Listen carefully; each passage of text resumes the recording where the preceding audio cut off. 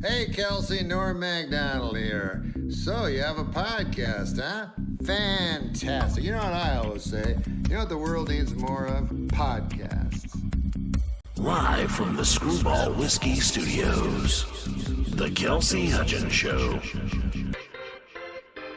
That's right, ladies and gentlemen. You heard it here first, live from the Screwball Whiskey Studios, SKREW Screwball Whiskey tomorrow. Stories begin right here. Screwball Whiskey, the original peanut butter whiskey. A lot of posers out there, a lot of folks trying to act like they are the peanut butter whiskey originals, but there can only be one. There can only be one, ladies and gentlemen. How's it going? How are you doing out there? How is the world treating you all? I hope well. So, as you can probably tell, I am not doing a guest in this one, so this is going to be just mostly me talking and rambling and things like that. I'll be chatting along with the YouTube, Twitch, and Periscope chats, and also Discord.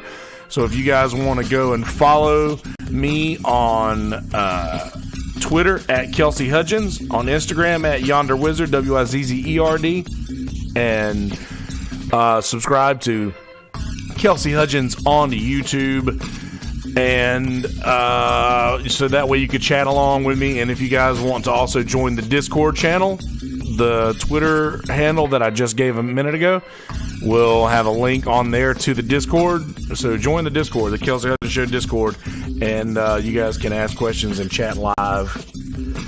All of this nonsense. We got all the fam from the Kill Tony Discord up in this bitch. What up, Stosh? What up, Poser? What up, Gunther? Freight. Brother Green Band's in here. Pretty sure Valish is in here.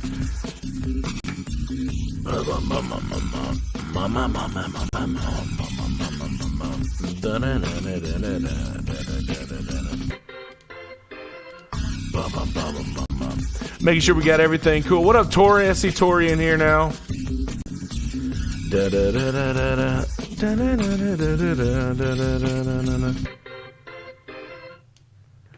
Oh boy, all did we nail it. We just nailed it, guys. We just nailed it. Can you believe it? Can you believe that we nailed it? So in this one, I want to say something right off the bat. I addressed this as the 4-year sober anniversary episode. So that means that as of yesterday, I went 4 years without having an alcoholic beverage. The reason I call that as my sober anniversary is because that is the day that I realized that there may be things that I don't need to do. There are things that I have done since then, not alcohol. And I'll get all of those things shortly. I'm going to tell this story that I've told many times on the MI Stuff podcast. By the way, if you guys want to listen to old episodes of the MI Stuff podcast, there's almost 200 episodes. Oh, what up, Farrell? I don't know how to say that. My fellow deadhead, G, the entity. Let me actually get in here so I can see, get in with my YouTube chat as well. Hang on. Okay, there's that. Let me get in here. Give you a wrench, buddy. Maybe a couple people in here. All right. Maybe a couple people in here that didn't have that before, so I want to make it possible for them to... If you show up to the YouTube chat, you get a wrench. That's how it works. That's how I do things around here. Drink to that. That's right, Modus. How you doing, buddy? Feral Nomad. Okay. Well done. I can say that. All right. So, Stosh, let's see. Check out. I'm trying to keep up with these comments as well. And also, I'll say again, if you guys want to be part of the chat and you listen to and you only listen to audio of this, then I suggest that you come and hang out with us in the YouTube, because It's a big fun time we always have up in here. So anyway, back to what I was saying. I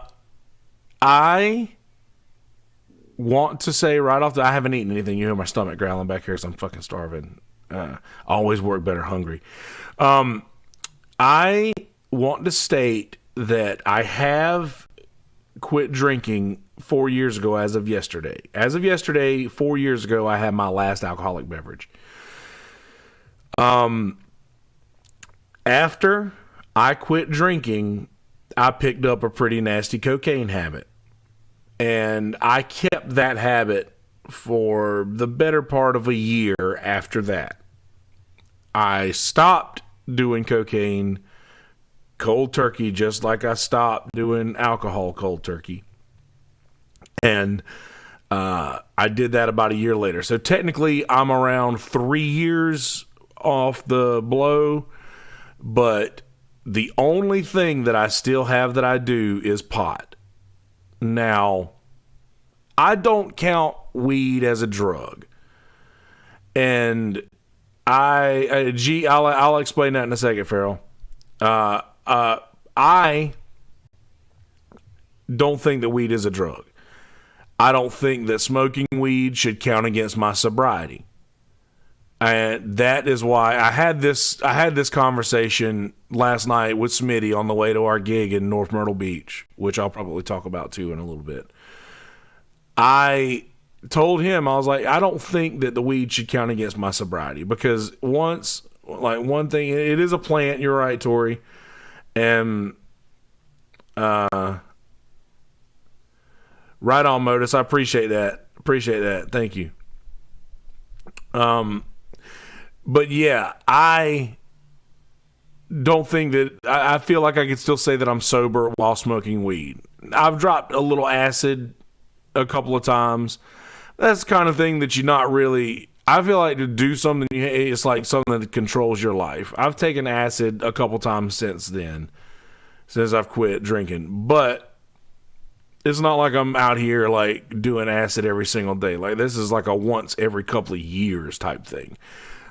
I just want that to be clear that the only drugs that have, and quote unquote drugs that have entered my system in the past 3 years for sure, but definitely 4 years other than the coke, and which I'll explain shortly, has been acid twice and pot daily. So there's that. I want to get that out of the way, that disclaimer right off the fucking bat. And I want to make sure that everybody is on the same page with this and what I'm saying. Stash, you out of your mind on the sober journey? You're going to join me? All right. That's right, addictions. Hell yeah, man. Hell yeah, 100%. I'm all about the cactus. Like, that's the thing. I'm very weird about doing certain things like that. I've gotten my vices, which is basically just pot. I don't really like to do a whole lot more other than that. And like I said, acid maybe once every couple of years, just to clear your head. It's nice. It's nice. It's a nice tool. Once the rest of the nation catches up with the psilocybin stuff, everything's going to be a lot better. But we're not here to talk about that. What we're here to talk about is I want to tell you guys about my journey through alcohol. So I started drinking. Apparently, I had my first beer when I was 2 years old, and I drank a whole beer, and I passed out all the way to the next day.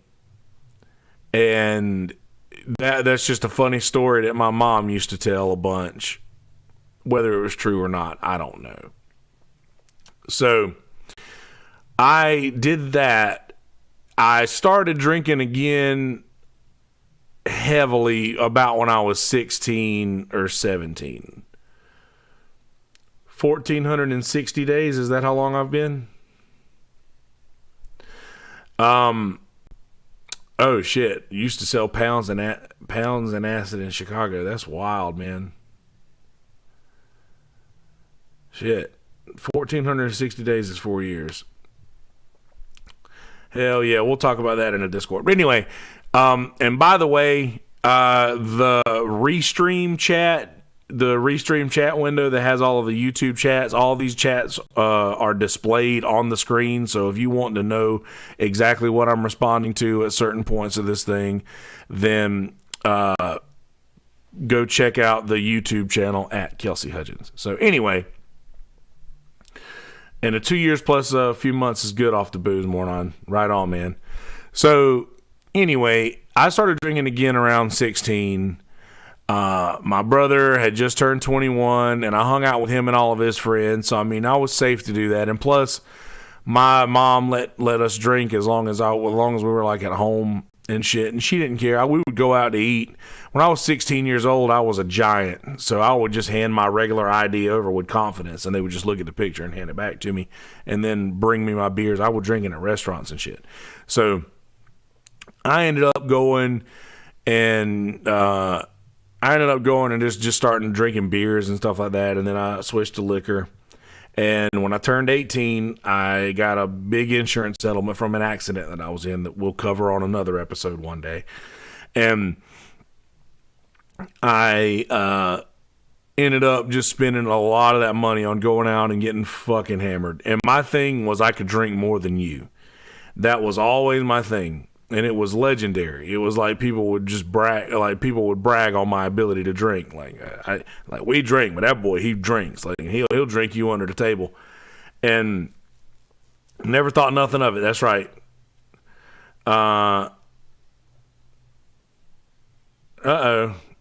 Is the video glitching out? Is something going on with the stuff? I hope everything's all right out there. Let me know if it's not though. Is it really? Is my connection bad? Tell me, because I need to know these things. But anyway, I would go out to bars and I would just get fucking hammered. I just get fucking hammered and do karaoke at this place called. I'm not gonna incriminate the place because I was totally underage drinking in this bar, and they knew I was underage, but I was fucking spending so much money in this place, it didn't fucking matter. But anyway, the fucking the whole thing was my just like wanting to continue this. So I would get people to go to the liquor store for me and buy me bottles of liquor. I always kept a bottle of Crown, always kept a bottle of Jim Beam in the freezer. Like I would just drink. I really enjoyed drinking, and I would drink it straight from the bottle. Right after we graduated, me and my best friend went to a buddy of ours' dad's house, and he sold us a bottle of Crown. Like not even a bottle of Crown. It was like 3/4 of a bottle of Crown for like $20 or something like that. And he set the quality. I'm mixing words and comments I'm reading. Set the quality low. Yeah, I'm hoping it's not me. I just asked, but I think everybody's in here now watching, so I don't know whether or not it's the connection or me or what. But anyway, doesn't matter. We'll carry on. So, when I was a teenager, I spent most of my time hanging out with people like my brother's best friend's uncle was a pretty cool guy, and we used to go hang out with him in North Carolina and just get fucking hammered on the weekends. And I fucking just got so used to this and so used to doing this, and I shortly after that moved to the beach. And when I moved to the beach, it was a party house. So I moved in with a few of my friends from back home, and some folks that I'd honestly met through other friends that I had back home. And me and this guy that I was kind of in a band with at the time came down for a birthday party. It was his birthday. And we got a keg, and we said that we would party every single night. We'd have a party every fucking night until we floated that keg. And we couldn't float it the first night, and I just stayed. I would just pass out, and then I found out that by the way, all right. So I'm from a town called Bennettsville, South Carolina, which is basically on the South Carolina, North Carolina border. And I live in Myrtle Beach, South Carolina now. So it's about an hour and 45 minutes from where I am now to my hometown. So I really didn't move far away from home. I'm still kind of home, I guess.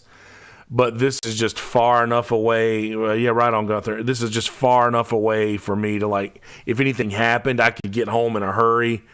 But I'm also far enough away to where I kind of feel independent in a way. And, dude, liver disease ain't no joke, Modus. I hear you, bud.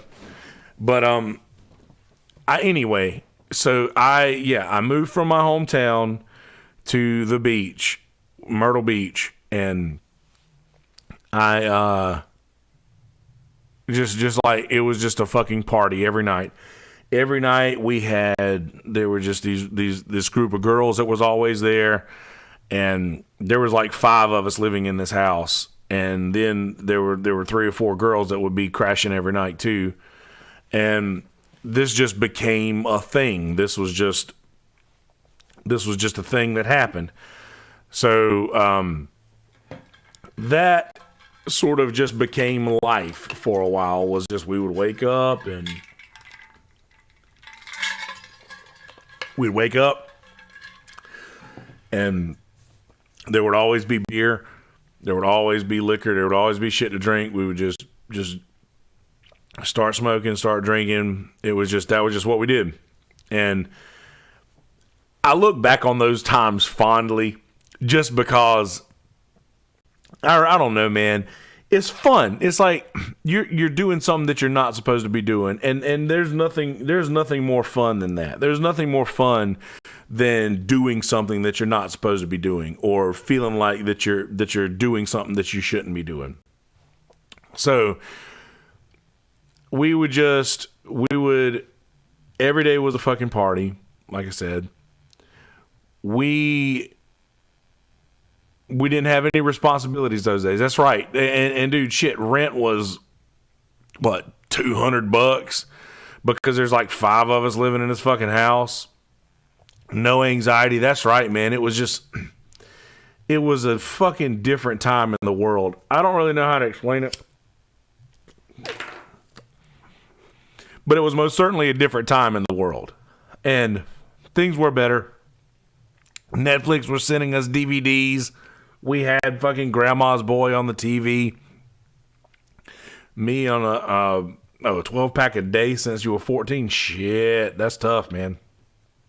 But we'd have Grandma's Boy playing on repeat in the living room. Walking around quoting that the whole time. And that ended up, literally, like I said, just being my life. And once I got to the point to where it wasn't a thing anymore, then that's when the actual alcoholism started to take over. So another thing that I did, once you hand that adult card, that's right. That's 100%. But you got the weight on your shoulders, but it just feels nice. You know, it's like, I'm in control of this. Same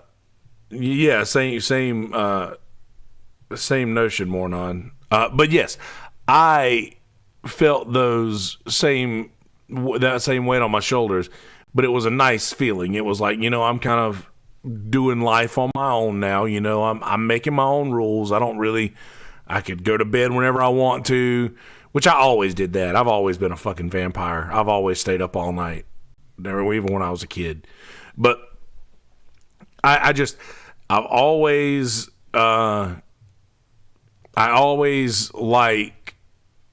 always enjoyed being the one who would try to drink the most. And my thing too was I would puke and go right back to drinking. That was always a thing that people would make fun of me over, but it started as something they would make fun of me over, but then it became something that was just, that's just what he does. And we were like, what the fuck is he doing? Like, I would just get up and I'd be real quiet and I'd run to the bathroom and they'd be like, what's wrong with him? He's like, he'll be right back. And I would just that's right, boot and rally, 100%. Fucking go in the bathroom, puke, come back out, start fucking pounding more drinks. And dude, we went to Columbia one night, Columbia, South Carolina, the state capital here. And we were walking up to this dude's house and we were just having a conversation, and I turned around and over to the fucking side and just turned back around, and it was at this, if anybody who was there that night watches this, which I bet a few of them will, they'll remember that story fondly, and for 5 or 6 people it'll be fucking hilarious, but for the rest of you guys it just sounds like a disgusting story of me having a conversation and then just and turning back around, and then they're like, all right, well, he's fine now. Because I would just throw up. That's right, chug and rinse right back at her, 100%. But yeah, it just became a thing where I would just puke and go back. Thanks so much, appreciate it. Sorry, but where was I at? Okay, so in the party house where we were drinking all the time, we moved out of that house and moved into a bigger house. That house became, thanks, Michael. That thing became more of like a smoke house, like we would just smoke all the time, and that was a lot better because the alcohol is fine, but I was so much happier when we were just smoking. And then when they would go out and party and stuff, I would stay at home and like smoke weed and play baseball on PlayStation. And that was my thing. That was what I enjoyed doing. That's good, Martis. I'm glad you figured that one out. I'm glad that I'm fucking figured out what I figured out early, but stoked that you did it whenever you did it. But anyway, I would just sit at home and smoke, and that was life until I met a girl that I dated for 4 years. And then I ended up going and playing in a church band up there with her, and I quit smoking pot, I quit drinking, I quit everything for about 1.5 years, and then I was like, you know what, I really miss smoking pot. And she was like, well, why don't you just smoke? And I was like, you think I could? You let me get away with that? And she was like, yeah, smoke if you want to smoke, fuck. I was like, shit, okay, well, fuck, why don't I just do that then?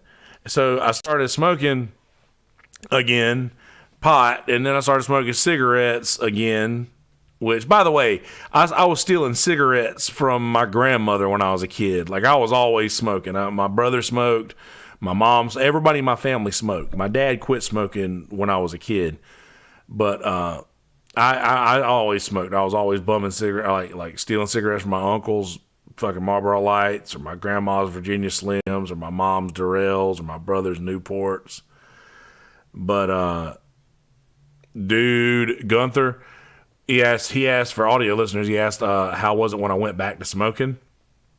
Man, I got so high when I went back to smoking, bro, that it was like high school high again. Like, and it was like, you know, when you get high in high school, and at Black and Miles, 100%. Yeah, I got you some train in there, Tori. You see it back there. But yeah, fucking, dude, I was so high. I remember driving back to my house. I lived about 30 minutes away at that time. And man, ever did I was so nervous. I was so scared. And dude, I can't You mean you can't quit the alcohol, or you can't quit the cigarettes? But dude, a 100% coughing nonstop for minutes, like at a time. I remember doing that. But anyway, started smoking again, and ended up just. I mean, alcohol just kind of comes with it. You'll drink beers if there's beers around, and I'll do that. No, I never smoked menthols. They were too harsh on me. I needed to keep my voice. I wanted to smoke. I started smoking cigarettes because I wanted to get a raspy voice. I wanted that smoker's voice, that raspy, like Ray LaMontagne, Tom Waits kind of voice. I wanted one of those because I love the way it sounds. So I smoked cigarettes until I got that voice, but then I was addicted, so I couldn't stop. And then it ended up becoming a little bit more than I want sometimes. But I kept on drinking throughout that period of my life and was just basically fucking like, I don't know, just pounding beers. Fucking everybody, was a beer bong thing. It was like, how many beers are you gonna drink? And it was almost like, dude, I've drank 14 beers. You've only had 10. You got 4 more to catch up with me. And that's how we were with all of our people. Goals. That's right. But fucking dude, smokes. I hear you, Modus. 100%. That's a hard thing to fucking quit. But I started smoking almost by default because everybody around me smoked. Dude, I grew up with, smokers in the house. Like my grandmother, lung cancer got her. She smoked Virginia Slims for as long as I can remember.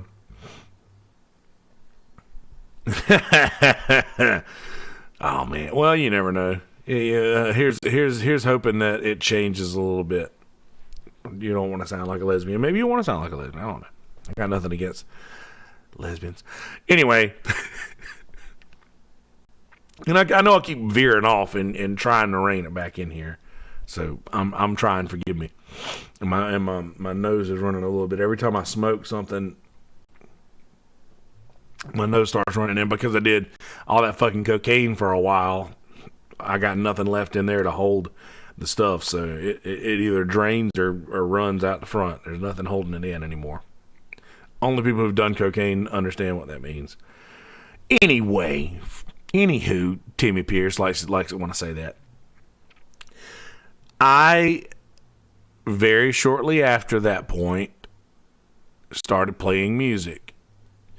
We moved into a different house, and I started playing music and doing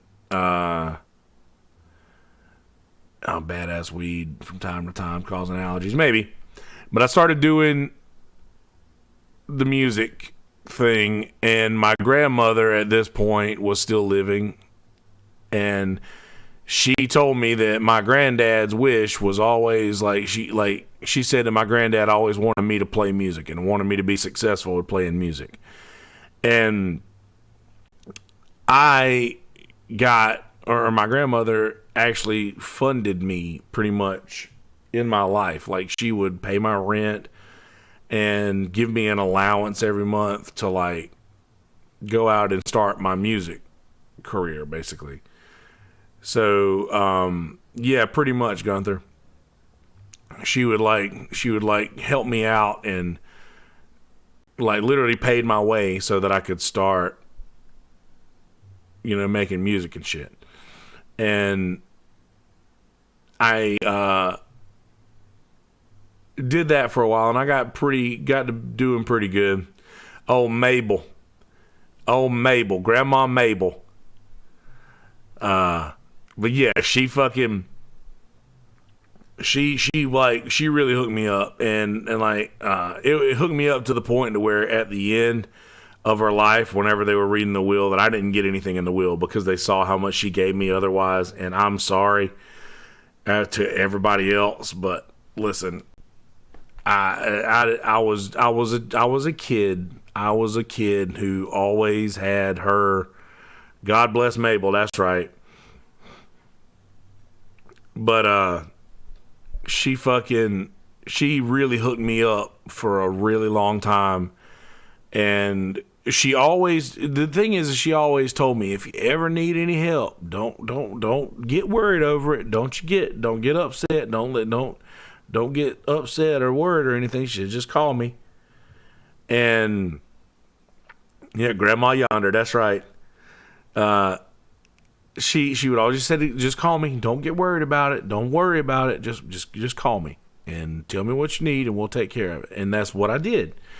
And it was like I did that for years. And then my grandma, God bless Grandma Jean and Yuko. Where's Yuko from? That sounds different. But it was just the sort of thing to where it became that, where I would like, every time I would call, I'd need to borrow money, or I would just say, I just need some help and I've got in a bind. And she would get mad at me for not telling her sooner. Cause I would just like wait around and not say anything. Cause I would think, I didn't want to like be the person that every time I showed up, it was to borrow money. And that's what it became for a while. And I was a child. I was spoiled as fuck. And my folks always took really good care of me. My grandmother did. So did my Aunt Marie and all my folks. They always took care of me. And I literally just kind of got used to not working. I kind of got used to like just not doing any kind of like manual labor. And before I had a job at a car wash. Damn, I hate to hear it, Benson. That sucks, man.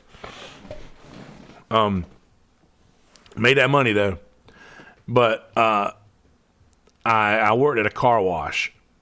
And I just remember one day, it was Valentine's Day.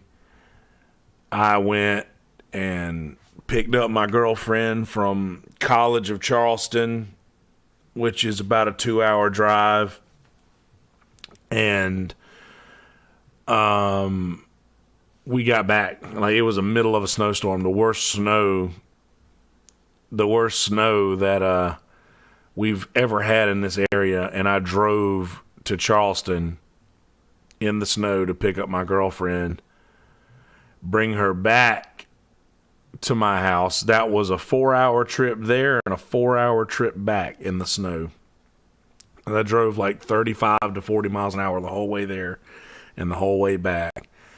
And we literally just spent that time together in the car, got home and crashed because we were exhausted. And then I had to get up the next morning in the middle of the biggest snowstorm we've ever had and go to work. And I was like, dude, there's snow everywhere. This is the South. This has happened once in my life other than today. And I just looked, he was like, you got to come to work. And I was like, God, fuck, man, this sucks. So I went to work, and the whole day it was just fucking miserable. And I was just losing my fucking mind doing this thing, because I would just fucking spray off the front of their cars and then motion them forward to come into the little car wash thing. No, I might have if some of the, I don't know. It just depends on the lighting and the green screen stuff. Maybe I did. Go gray, I mean.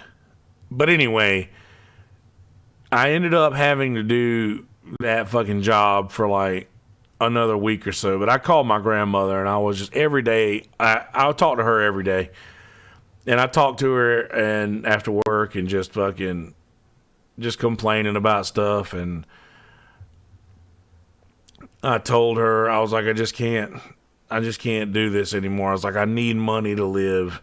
I need money to stay down here and play music. But I just can't. I'm just losing my life and losing my mind, making no money at this place really to do like just bullshit work. But yeah, the car wash is always closed. Like if there's any kind of weather, right? It's just a thing. Like, why do you open a car wash if there's weather? Because it's not going to do you any good to wash a car in that sort of way. Anyway, that's beside the point. She said to me, well, you don't need to be stressing out over this thing. You don't need to be worried about this stuff. She said, if anything else happens, you just walk out of that place and you call me and you let me know and we'll take care of it. And that's just what it was. That's exactly what I did. The next time I showed up to work, and I went to work for like another week after that. And one day I showed up, and the dude there were two of us that always worked, and the guy who owned the place, the owner, he would show up fucking, he looked like a fucking coked out of his mind. He always showed up just like he'd hung over, like he'd been up all night doing coke, and he would unlock the place for us.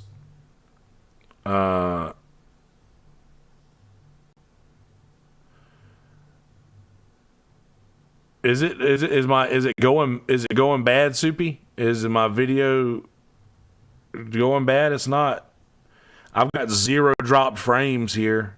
Like I'm looking at my stats right now. Everything's fine on my end up here as far as what it's saying that it's pushing out. So I don't know. Oh, God damn it. Really? Well, I'm going to get to I'm sorry. I'm going to get to the end of this for the audio listeners anyway. I don't know. I don't know why it's everything looks fine here. It's saying that everything's fine. I don't know. I don't know why. Now I have to look because I've thought about it and it's been brought up. And obviously more people than one are seeing it, so I have to know what it looks like. Obviously more people than one are seeing it, so I have to know what it looks like. Obviously more people than one are seeing it, so...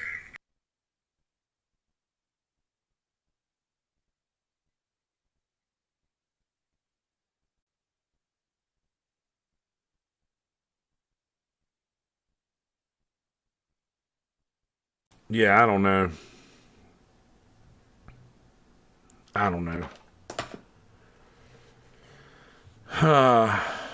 Anyway, yeah, so I went back to work a couple more days after, and I got fucking really sick of doing this thing, and this dude, there were supposed to be 2 of us, and the owner would show up, coked out of his mind after a night full of fucking blow and shit. And I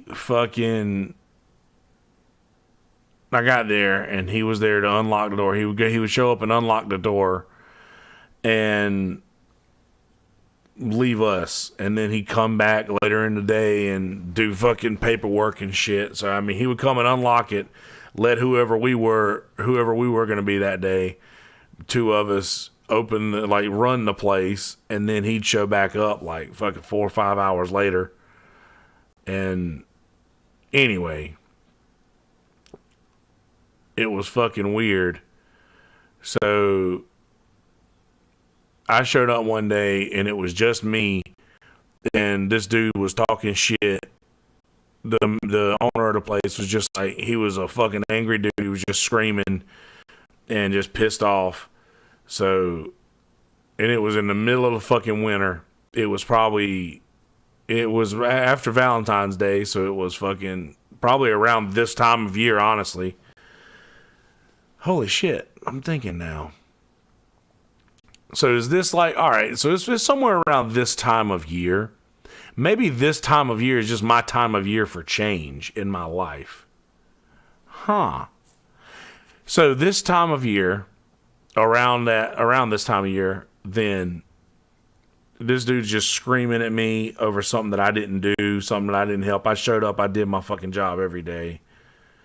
And I was just like, man, I can't do this shit no more. I took off my fucking hoodie, and I took off my fucking hoodie, and I took off my fucking shirt and my hat, and I fucking threw them all on the ground right in front of him, and I said, I can't fucking do this shit no more. And then he turned around and snatched the door open and was like, why everybody gotta be fucking with me today?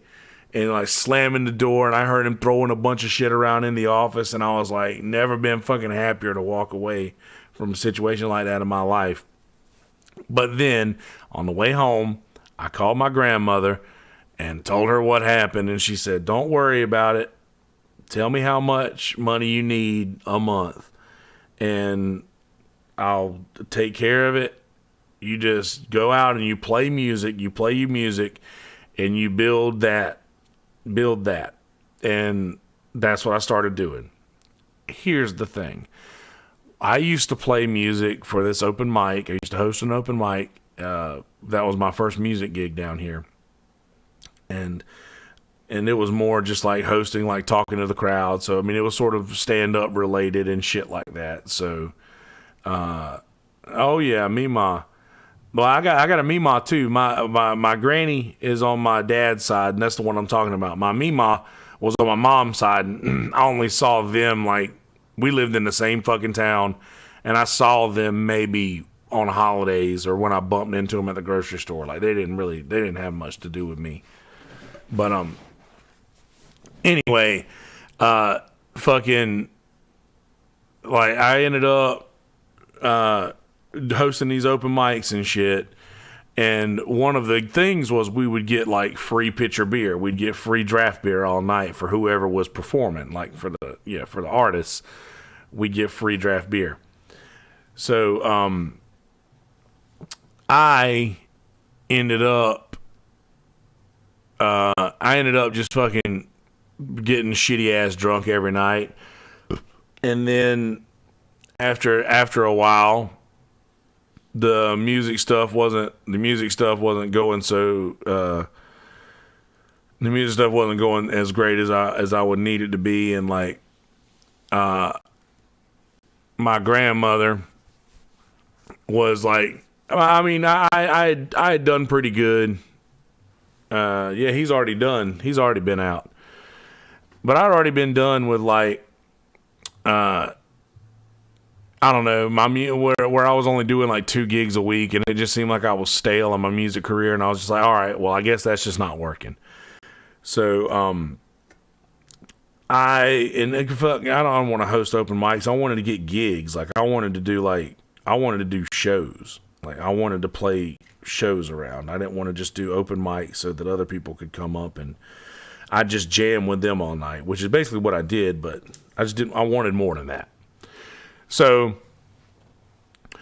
I ended up getting a job fucking doing pest control after that. Like, I was like, I you know what, one of my roommates said, hey, there's this guy, he's doing pest control. If you need a job, you can get a job. And I was like, all right, fuck it, I'll do it. So I went, started doing that job, and I worked that job for a while. But we started doing the pest control for a guy by the name of Adam Justice. And what's funny is my pest control boss, he had diverticulitis. So every time fucking William Montgomery mentions diverticulitis on Kill Tony, I lose my shit because my old boss had diverticulitis. It was kind of funny. But anyway, worked that job for a while, and we did a pest control for a guy by the name of Adam Justice. I went, oh yeah, I was scrappy. I'm not scrappy. I never really wanted to fight anybody. I was always too much bigger than anybody to fight. I was scared I'd hurt him. Adam Justice was a guy we did his pest control, and he also was the guy who owned the print shop, who made our t-shirts, who made our shirts for work. So we went up there one day to pick up work shirts, and I met him, and he had a guitar over in the corner, and he was like, play it. And I was like, all right, man. So I picked it up, and I played a little bit, and he was like, damn, you're pretty good. And I was like, blah, blah, blah. I've done it my whole life, pretty much, so yada, yada. And he was like, man, I got a band that I'm playing with. He was actually playing in a couple bands at that time. He's like, I got a couple bands that I play in, but it's 2 guitar players. I said, honestly, we really need a drummer. I was like, well, I don't play like real drums, but I play hand drums pretty good. I mean, I could hang out with you and do some jamming. And he's like, shit, yeah, man. So he came to a Christmas party that my boss threw, and I played some electric guitar, and he saw me jamming with the DVD of Prince, and I was just jamming around with it. So I ended up, you gotta stay up to date, Tori. But he ended up inviting me to come to play one of the gigs with him and one of his buddies at Mellow Mushroom. And I went and played with them at the Mellow Mushroom. I just brought my djembe and played drums with him. And he was like, dude, come and play with me again at this bar in Myrtle's Inlet called Uncle Tito's. And I went and showed up and played with him and another guy at Uncle Tito's. And then by this time, they were like, hey, man, you want to be in this band? Because I was singing too, because I would sing harmonies and shit like that.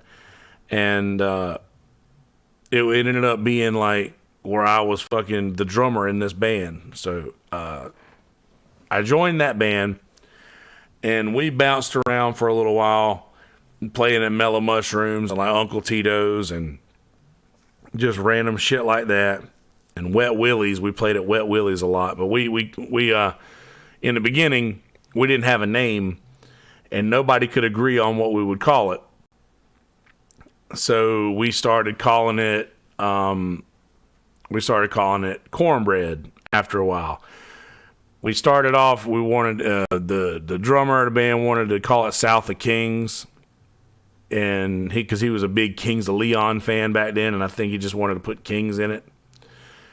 So we went into other names. I wanted to call it Meaty Okra or Smothered and Covered. We were Smothered and Covered. I wanted to be Mediocre.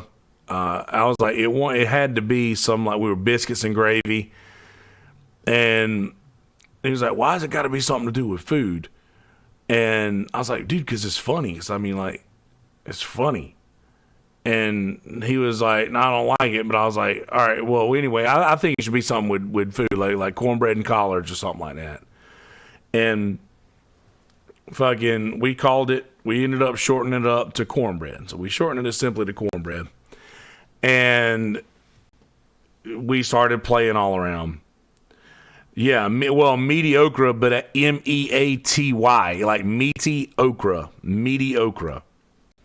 But it would sound like you spelled it more non for sure. But what's funny about the whole situation is that I still wasn't making enough money, and Adam Justice said, "Hey man, my brother owns this bar down in Myrtle's Inlet. We just got the NFL Sunday ticket for this coming football season, and we ain't open on Sundays, so we don't have a Sunday bartender. Do you want to do that?" So I was like, sure, fuck it, I'll do it. And I went. Adam worked a Sunday with me, and he sent out on the internet that he was going to be at the bar bartending, teaching me how to bartend, and I did that. I did that for that Sunday, and then I started doing it by myself. Literally, the next week I showed up, it was just me on my second shift ever bartending in a bar. And I'd make hot dogs, I had to make sandwiches and shit in the back. Like it was a one-man show, and working for tips, showing up, and just literally feeling my way around everything. So I didn't know that you weren't allowed to drink. I didn't know. I didn't know that there was a such thing as like, oh, you should probably like take it easy on this. That didn't occur to me. So I just started this thing when I would have my friends in there that they would be like, let me get a rumple 2-3 ways. And I was like, you know what? I'm going to do one of them too. And I just do a couple of rumples and and we'd all pound a rumple, and I started doing this thing where I would drink with everybody that I poured shots for. And that's where the real problems started. So when I started working at this bar, and I'm playing music in the band when we would always have shots coming up to us. So now I'm playing music and I'm bartending. So 100% of my income requires me to be around alcohol at this point. So you drink, right? That's what you do. Anyway, I did that. And I started drinking real heavily. And it got to the point to where I would work entire shifts. And there was a time when I was the only bartender this bar had. I was the only person in the fucking bar that worked. Literally, it was me and the owners. There were 3 employees of this fucking place. The 2 owners and me. Technically, Adam, too. Because he's on the lease as well. But I ain't getting into that. Fucking, it was only me. So I would go shot for shot with everybody that came into the door. And it was almost like a challenge for me. Like, I could drink more than everybody in this bar put together. Now, they would still be pounding beers and shit that I wouldn't be drinking. But shots, I would go shot for shot. I'm not joking, y'all. This is a thing that has happened. I would say 80% of the shifts that I work, I took 80% of the shots that I poured for other people with them. I would almost guarantee that probably 80% of the shots that I would pour during a shift, I would drink. And man, I was fucking... And dude, you say that now. I know it's funny. I know I'm a big dude now, but dude, I was built like a shit brick house back then, bro. I was a fucking stud, dude. It wasn't like this now. The alcohol is what added all of this fucking the fat on me. The alcohol is what made me fat to start with. Now it's the food. It was the fat or the alcohol. But seriously, man, fucking I would just fucking pound shot for shot with anybody who came into the bar. And then it got to where the owners of the bar were getting pissed off at me. Oh, dude, the count. I'll tell you on average. Oh yeah, 100% Gunther. That's the biggest thing. They always try to fucking buy me shots at shows. Still, the more on the count, I was easily doing 20 shots a day on average, probably. Some days I might do 30, some days I might do 15, but I guarantee you that I did 20 a day. 22 shots of liquor in a bottle. That's counting for like 2 or 3 spilled shots. So technically there's like 25 shots in a bottle, but we always counted it at 22 just to count for spills and things like that. So anyway, 22 shots in a bottle, man, I was easily drinking a bottle a day for most of those days. This is how much I drank. My trivia team, I play trivia a lot. My trivia team did the math on how much I drank, and they came up with the idea that I drank 3/4 of a bottle of Rumplemints a day. That's not counting other liquors. That's just counting Rumplemints, because I was drinking whiskey and tequila and other shit like that too. But just in Rumplemints, they averaged out that every single day of the week, 7 days a week, I drank 3/4 of a bottle of Rumple. So it was that bad. It's so bad to the point to where I fucking, like, people were, it was legend. There's one guy who everybody's like, I'm scared to drink with him. He can just drink and drink, and I end up getting way fucked up, and he doesn't. This person, who I will not name his name for obvious reasons, said that he was scared to drink with me. He's like, I'm the only one that scared him. But yeah, I am lucky to be alive. But anyway, that's further on into the story. We're still building this thing up. Is that 100 gallons of booze a year? Is that what that comes to? Dude, I bet I could fill an Olympic-sized swimming pool with what I fucking drink in alcohol. I'd almost say that might literally not be a fucking too far-fetched of an idea. But man, I don't know. I drank a lot. But I did this for a year and a half or 2 years by myself in the bar, where it was literally just me. I was the only bartender. I did this for like a year and a half or 2 years.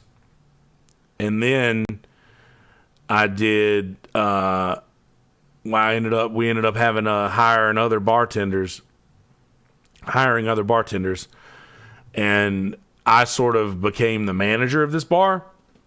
And then, so when I was going shot for shot with everybody in the bar, there wasn't a lot of people. We had a pretty good happy hour crowd, but not many people showed up at night. Like, it was pretty much just a few of us, and I could close early sometimes if I wanted to and like go to another bar. But it wasn't very busy. But whenever there was a big bar next door to us that shut down, and I remember the day that happened, and I wasn't prepared. I was overwhelmed with the people that the late night bar was closed down. So it was pretty much like whoever stays open latest, whoever stays open the latest gets all the people. So it's just literally a fight to see who can stay open longer. And in South Carolina, after 2 a.m., you can't serve liquor anymore. You can only serve beers. So most of the bars would close at 2. I would stay open past then because I'm like, fuck, they're going to want somewhere to drink. And if they come in here, they're not going to not drink just because I'm not going to serve them liquor. They're going to fucking drink. They're going to take beers because if that's what I'll give them, that's what I'll give them. And I just started doing that. But another thing that I would do is I would go and I would write a slip in the register and take like $20 and go walk across the street to where there's like 5 bars in a row. It's called the Myrtle's Inlet Marsh Walk. You guys should Google it, Myrtle's Inlet Marsh Walk. It's really fucking cool.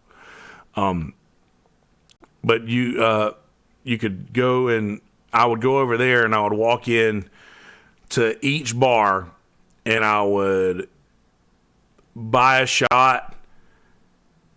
And but usually I didn't really have to pay for shit on the Marsh Walk, man. I would just tip my bartenders and bring in a bottle of liquor every week or whatever, just to make their count right. And I wouldn't have to pay a tab at most of these bars, because it's sort of a thing that people do, is where if they bring in people, like if I brought 4 or 5 people in to drink with me, those 4 or 5 people are going to be paying tabs. But I get to drink for free because I brought these 4 or 5 people in to hang out with this bartender. So they're going to tip this bartender and run this bartender's register up so that I would get to drink for free. So it was almost like I tell you what, if you bring me 4 people to sign up for this thing, then I'll give you a free membership. Or whatever kind of thing. But it was for bars. And we like, that was a sort of a thing that we all did. Like, if you brought in a fuckload of people to drink with you, then, we'll hook up your tab. Just we'll charge these other people. And that's literally what we did. But I would go in and I would say, hey, what are you doing when this place closes? And I'll be like, hey, come over to Tito's. Come over to Uncle Tito's. After party over at Uncle Tito's. That's where we're going. And I would just walk through every bar, and I did that every fucking night. So people would see me coming, and like I would just walk into the bar and just wave at whatever band would be playing. And the band on stage would usually go, y'all be sure to go to Uncle Tito's afterwards. That's where the after party's going on. We'll all be over there, because all the musicians, I've been playing music in this area now for a while. So, and Cornbread was still going. It's got we got a name getting bigger and bigger for Cornbread. So more people are starting to realize what that is. So, I would just literally have to walk into a bar and everybody knew, okay, there's something going on at Tito's tonight. We'll go over there. And I became synonymous with that place. So I was literally just going from bar to bar to bar to bar, shot to shot, and getting back to Tito's. And by the time I got back to Tito's, I would tell whatever bartender, get ready. Let's stock the fucking ice bays with ice. Get all the fucking, make sure you got your beer coolers, fucking got ice in the beer coolers. Like, we're about to get hit. Just make sure, because when all of the bars across the street closed, they would eventually, and we'd lose a few along the way, but they'd eventually just funnel into whatever the last bar open on the Marshwalk was, and that was usually always Bubba's Love Shack. So Bubba's Love Shack would always be the one I'd walk into, and the band would say, all right, after party at Uncle Tito's, close your tabs, let's go to Tito's. And that's where we'd go. And everybody would show up to Tito's. Like, it would go from like just our regulars, from our happy hour crowd, the stragglers from that would hang out, the originals, the OGs. And then all of a sudden it would be just fucking slammed. All the people who just left all these other bars would show up, and it would be fucking slammed. And then after that pop, we would get another pop after all of the bartenders and servers got off work at all of those places. Then they would start popping in. So it became the locals service industry bar.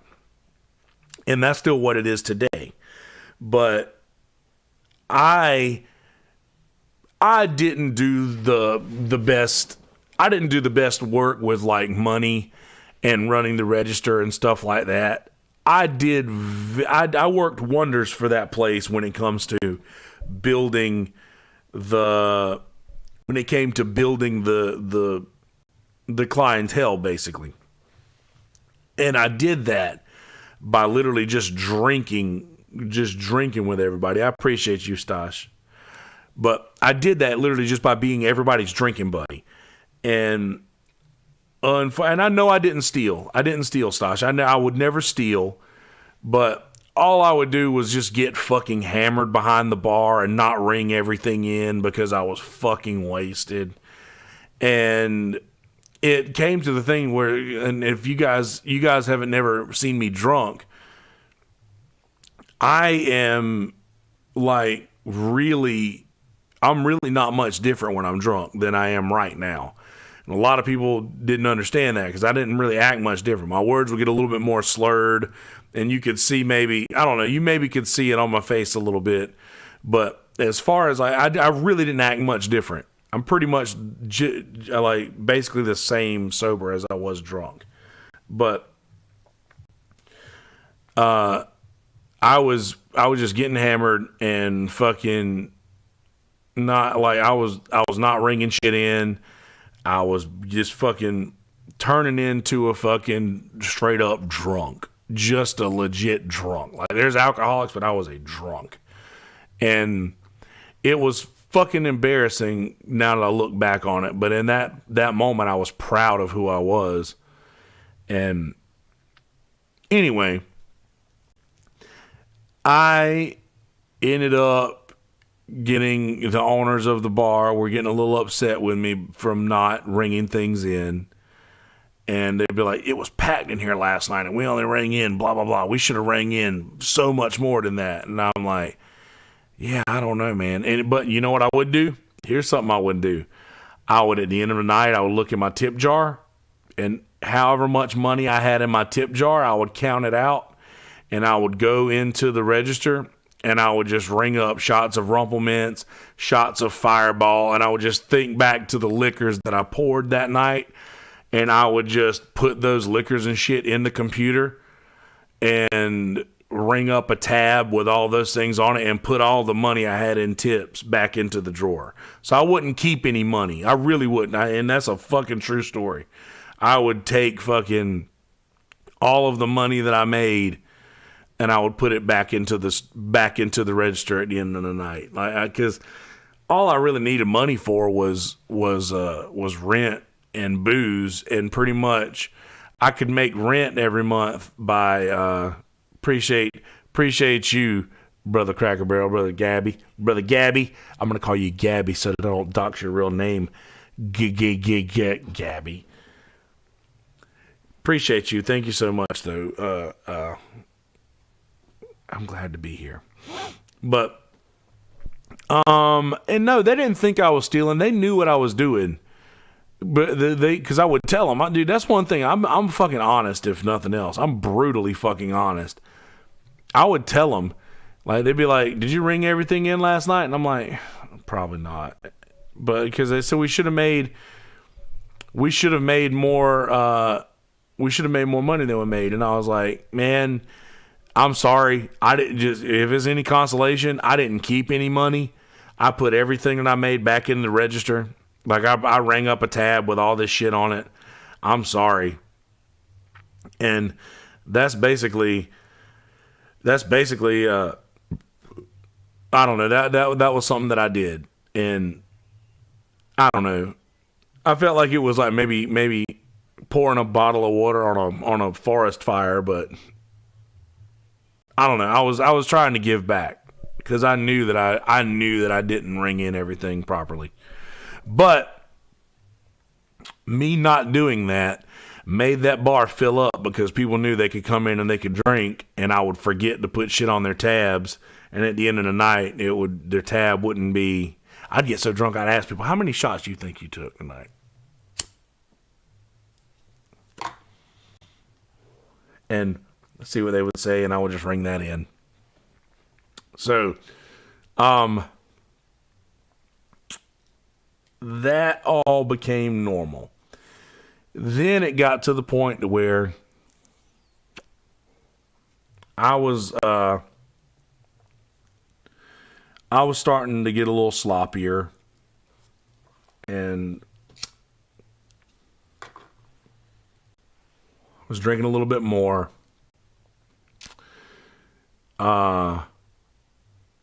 Dude, I don't even know, Cracker. I don't know how many shots I took. A lot. There's no way I could figure that out. 10,000 gallons a year, is that what it was? See, my trivia team did some math, and then these guys did a little bit more math. I didn't quite get all the math that y'all did because I was kind of trying to stay on pace, but I got a few roommates over the years that also drank, and I would just, I went out, fuck it. That we would end up bringing parties back to the house, and I never really was one to drink at home, but then started coming back to the house, and we would drink beers, and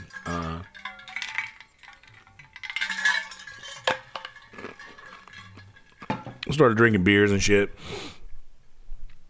and it was literally drinking from the second I woke up to the second I would go to sleep. And then I would wake up and I would have a gig, and I would fucking do one of two things when I woke up feeling like shit and I had a gig. I would call, checking the tapes. There you go, Stas.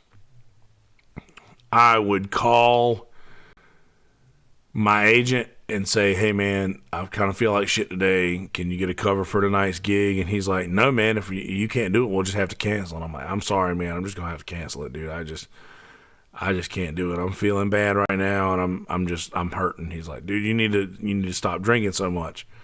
Because by this time, Cornbread was doing a little bit better. We'd had an agent. And then I started doing, after a while of having an agent and playing drums with the band, we ended up working out better. That I was better for the band on guitar than on drums. So I handed the drum to the guy who was one of the guitar players and like told him, just doesn't matter what you do, just make sure you're right on the 1 and the 3. Just make the 1 and the 3 right. Do whatever you want in the 2 and the 4. Just make sure the 1 and the 3 are always on, and that's all you need to know for basics of this drum, of this instrument.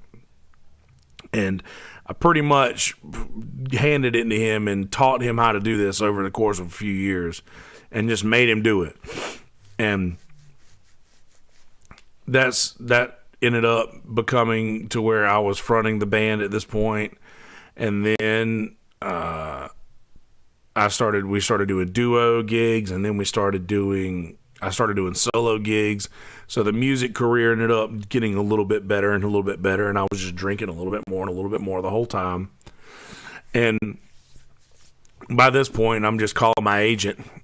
And I'm like, and by the way, all of this happens from when I moved to the beach. I was 19 years old when I quit my job with the pest control guy after I quit the job with the pest control guy after I started playing music. I was 22 or 23. My nose is running again here. I was 22 or 23, and by the time I have gotten to where I am now in this story, I was probably 26, 27. So now at this point in my life, I'm 26 or 27, and I'm starting to like play solo gigs, and I'm canceling gigs and just fucking not wanting to do stuff and just calling out on gigs. I never called out on a band gig. I always did the band gigs unless we all were like feeling bad about something. But I would just cancel solo gigs left and right and leave so much money on the table. Sorry, I need to take another.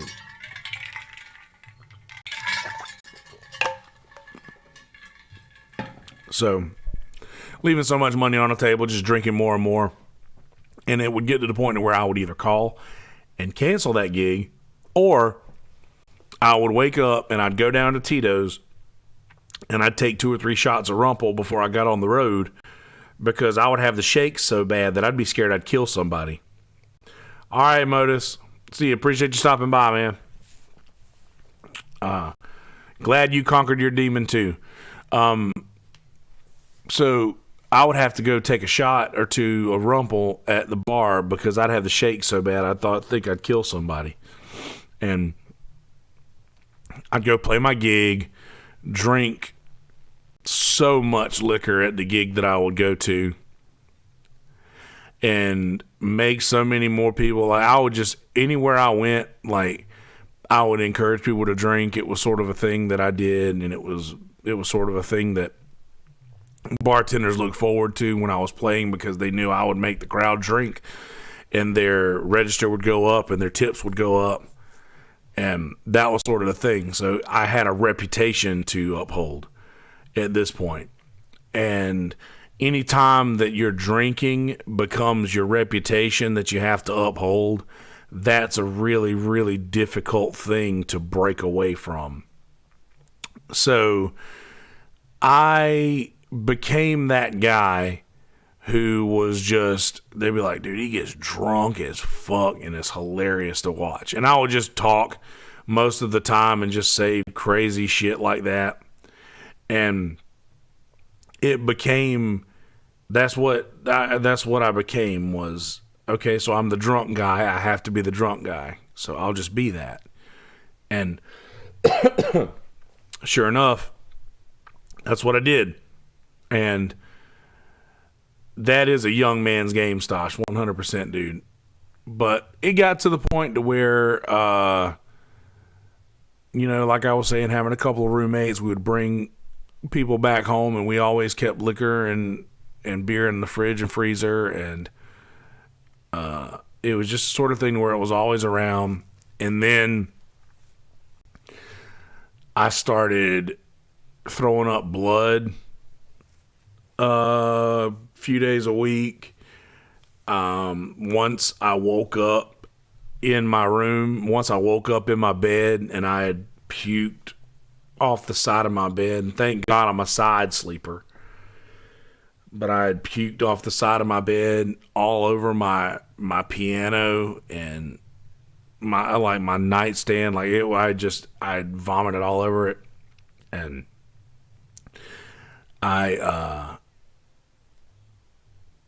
there were certain things that like I was passing out on the fucking floor. Like I was getting fucking hammered and passing out on the floor. And then I had met some folks I met some folks and started hanging around, or not hanging around, but I just come into contact with some people who did cocaine, and I started dabbling with that a little bit, and I never really cared for it before, but I started dabbling with cocaine during that point, and it was right after, like, it was pretty much right around the time to when I had the thought, when the first time I throw up blood in the morning, it's like, fuck, I need to not drink anymore. This is bad. I need to get this under control. I shouldn't drink. And I don't know. I get into, I don't know. I just get into that character every fucking day where I had to fucking be that guy. I had to drink. And that's just what it became. It's hard to shake that. It was very hard to shake that. But I decided, I was like, I'm not going to be around at all for these guys to enjoy if I don't stop drinking. And not only that, I started to have suicidal thoughts, just like I'm married to this bottle. I can't get away from it. And I'm never going to be any different than I am right now. So may as well end this thing. And I'd gotten suicidal. One of my roommates found me, like, caught me trying to do it one night, and thank God she did, because I would have done it had she not. And I'm very thankful for that. But it just got to the point to where I was losing my mind. I was just fucking literally going crazy, and I've always been kind of weird. But I was literally losing my mind, literally fucking going crazy, and throwing up blood. Just, it was not a fucking good thing. And all of this led up to me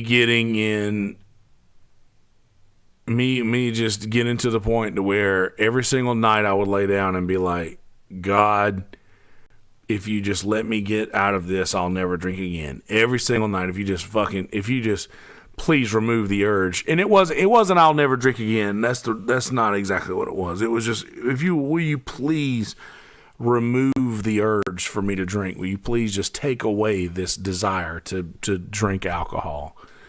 And I would pray that every single night. And, 100% Stosh. But those were the hardest days. But I got to where I was just telling everybody, I was like, everybody asked me how I was doing. I just, I'm just ready to die. I'm just ready to be done with this. I don't want to do this anymore. It's not fun. I'm not enjoying it. I just kind of want to die. That's what I want to do. I just really just rather not be here, and I'd kind of rather just honestly die. And I got to the point where I was saying, I'm not going to do it. You don't have to worry about me like offing myself or anything like that. I'm not. What's up, Diving? How you doing? I'm not worried about offing myself or anything like that. I was like, I'm just if it happens, it happens. And that's just how I am right now. I'm just kind of ready for it to happen. But that's where my brain was. And it's righteous thing to pray for. Would remove the desire for me to do this. Like, I just don't want to do this anymore. I don't want to do this anymore. And that was the hardest fucking part. And so I got to the point where I was really, really sick. I caught the flu, and it hurt to smoke cigarettes. And I was smoking 2.5 packs of cigarettes a day at that point. So I stopped smoking cigarettes until I got over the flu. And I was like, I stopped smoking for a couple of days, and I was like, man, I feel much better. And then I just, like, a few more days went by, and I was like, am I going to just quit smoking cigarettes? And I haven't smoked in like 4 or 5 days now, so I can just easily keep this going. What they don't tell you about cigarettes and quitting smoking cigarettes is that it makes you tremendously suicidal. And that's one of the side effects to a lot of the nicotine patches and a lot of the like quit smoking pills and shit like that. That's on a lot of the side effects, is that you'll have suicidal thoughts and shit. So thank you so much, Liz. It's so good to see you. I hadn't seen you in a while. So I was just not smoking cigarettes, and in literally the worst of days in my alcoholism. And oh yeah, I know it's ridiculous, Liz, but I just realized that I had stopped. And thank you, Diving Ryan, and everybody. I'd stopped smoking cigarettes, and then it was a week later, and I was just still fucking just pounding alcohol and just getting drunk and shit. And then exactly 2 weeks to the day after I quit smoking cigarettes, I woke up, and this is where the story has led to. I woke up early after having an argument with my roommate at the time the night before.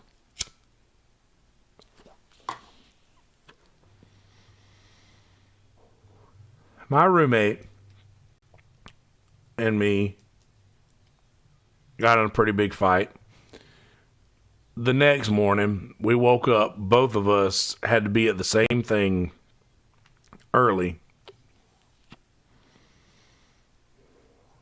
It was a Bloody Mary competition. My band played the 10:45 to 11:45, or the or no. I think we played the 11 to 12 slot. And oh, thank you, Liz. We did the 11 to 12 spot. And how about that? A little more peaceful. We did the 11 to 12 spot, and then we had to be at Dead Dog at 1 to play another gig. So at this Bloody Mary competition, to play music, I thought I just needed alcohol at this point. So I would go to all of the Bloody Mary things, and I didn't like tomato juice, so I would just say, hey, can I just get a shot of the vodka? I don't want the Bloody Mary stuff. I'll vote for you. Just give me a shot of the vodka. And I probably took, 4 or 5 shots of vodka that morning. And then I went and played one set. And I mean, I would, every time I'd walk into a bar, I'd get set up on stage, and then I'd walk straight to the bar and get a shot of Rumple. That's just what I did. So, I took a shot of Rumple, went back and did a set. And then during our set break, there was this taste of the Marsh Walk going on. So it was like yeah, I know, Liz. But it was tasting the Marsh Walk going on, and there were lines for food. So I got in a line for food and got like whatever food we had, and I just pounded it really fast because I needed to get food in my stomach so I could continue to drink and not get sick. So I pounded the food really fast, and as soon as I got done eating, I was like, all right, I'm going to go to the bar, do another shot, and then we'll get back to work. So I went to the bar. I took a shot of Rumple. The second that I took it, I started throwing up. So I took this shot, and I always stay on the edge of the bar, so there's a trash can right there. I took the shot and threw it in the trash can, and then felt it immediately coming back up. As soon as it hit right here, it didn't go no further. It just started coming back up, and I was like, oh shit. So I grabbed the trash can and yacked in the fucking trash can behind the bar at Dead Dog. And best friend at the time saw me do that and the bar, and then I saw a bar back coming up, and I was like, hey, buddy, can you get this can out of here? I just fucking yacked in it. And I was like, I'm sorry to fucking ask you to do it, but can you do it? And he did that. So that's how the day started, was I'm already purging, and this is at like 3 or 4. Not even. It's on set break. So this is at like 2:30, and we've got to play until 4. So I get back on stage, and yeah, I would hate that every time, Liz. I got back on stage, and we played the rest of the show, and then I just went out, and I started drinking. I ended up hanging out with one of the other bartenders who worked at Dead Dog, and he was off work, and me and him just fucking started pounding shots at Dead Dog. And then they were telling us, hey, y'all want to go to Creek Rats? And I was like, how about meet us at Bubba's? And I was like, all right, let's go to Bubba's. So we went to Bubba's, or we started going to Bubba's, but all right, the way this is set up is we leave Dead Dog Saloon, and between Dead Dog Saloon and Bubba's Love Shack is a place called Creek Rats. So we stopped through Creek Rats, and the guy that I was with just started getting loud and getting belligerent a little bit. So I was like, I told these girls that I was going to meet him at Bubba's. So I am going to go to I'm going to go to Bubba's and meet up with these girls. So I walk in to Bubba's, and I'm like, I don't even, honestly, dude, I was so drunk that I can't even remember who these girls were that told me to come to Bubba's. But I remember going over there. I remember there being girls. I remember me talking to them. I'm just having a real hard time piecing together who they were. And whoever you are, if you remember who you are, please tell me who you are, because I don't remember. Anyway, I was, whatever, trying to flirt with these girls or whatever. And then the next thing I know, Bubba from Bubba's Love Shack, Bubba comes in. He was over at Creek Rats. He was like, you got to come take this drunk motherfucker home. And Bubba was like you got to come take this drunk motherfucker home. And I was like, all right, I'll be there in a minute. So I was drunk as fuck. And I fucking got in my car, drunk as shit, mind you, and I peel my car into Creek Rats. And I'm just telling you my side of this story first, and then I'll tell you what actually happened. I pull my car whip it into the front door of Creek Rats so that they could walk straight out and put them in the car. And I was like, and he gets in the car, and he's bleeding out of the fucking top of his head right here, out of his forehead. And I was like, the fuck happened to you, bro? So I'm like, all right, fuck. I just got to get him at home from Creek Rats. He gets in my car. We're on the way to his house. He's showing me how to get to his house. We get there, and I get him up out of my car.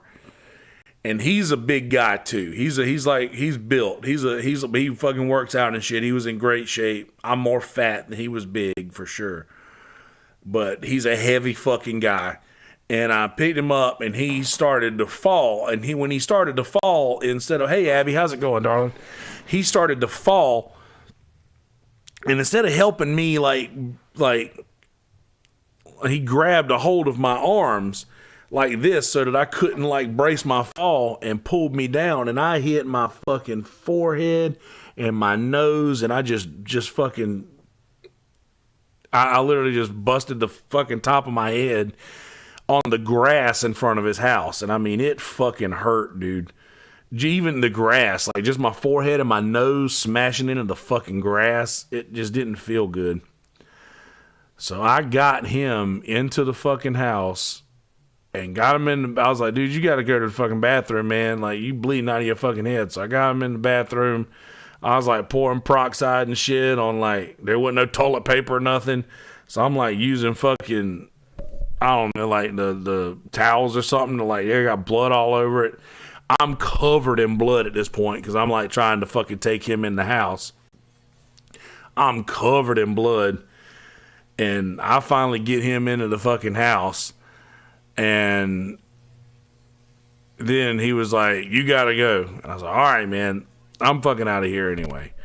So I go and I stop by Uncle Tito's. This was the last time, Abby. And I stopped by Uncle Tito's. And I'm fucking so hammered, y'all. So fucking hammered. And I stopped by there. And there's a few people in the bar. And I'm covered in blood. And they're like, what happened to you? And I was like, I just gave John a ride home. You don't mind. I'm not looking down at myself. So I don't know what I look like. I don't know that I'm fucking covered in blood. And everybody's sitting there talking to me like, what do you, like, what's wrong with you? And I was crying. I was screaming.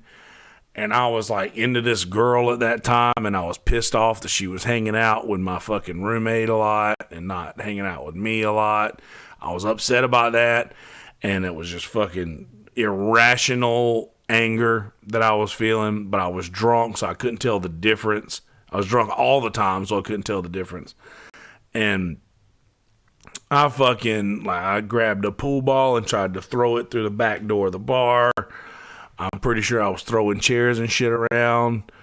And I ended up going over to another bar where everybody was and like spreading a bunch of lies and saying a bunch of shit to a bunch of people about like just saying just off the wall shit and like spreading people's fucking lies and like, or not people's lies, but just spreading people's business and shit out that I shouldn't have been spreading out.